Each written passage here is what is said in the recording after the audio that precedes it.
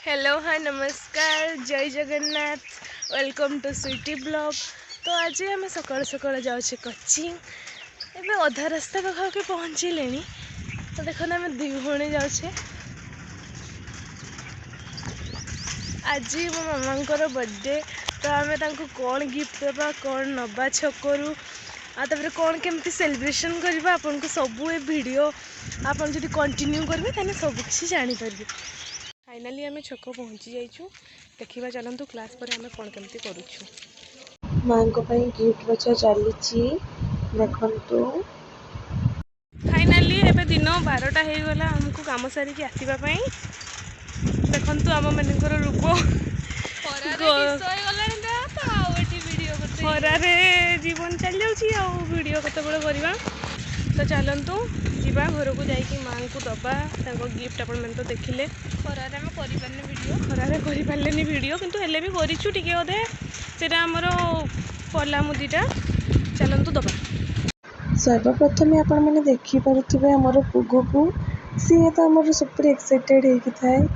आ जड़े देखु तो पछरे बस सी कंडे नापी पूरा पागल हो पुगु बहुत क्यूट गेली जाए टी सी। आम घरे पहुँचलु। चलता आम घर भीतर को जीवा।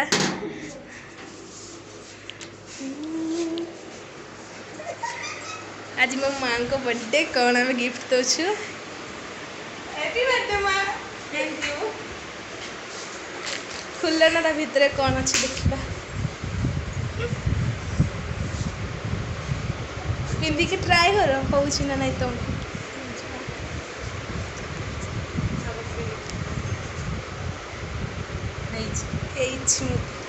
बढ़िया देखा जाए बाहर।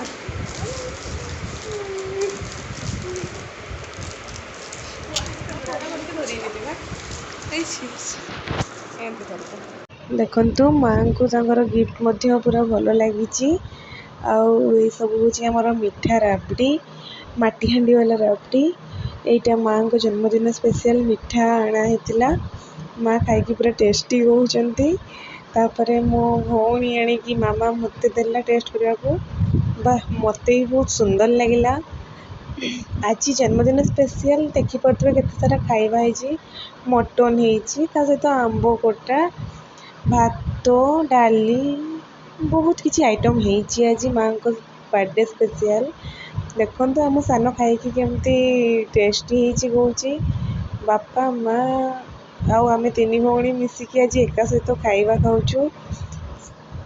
आज ब्लॉग टी को मुझे शेष करुँची। वीडियो भल लगे निश्चित भाव में लाइक कमेंट शेयर करदे।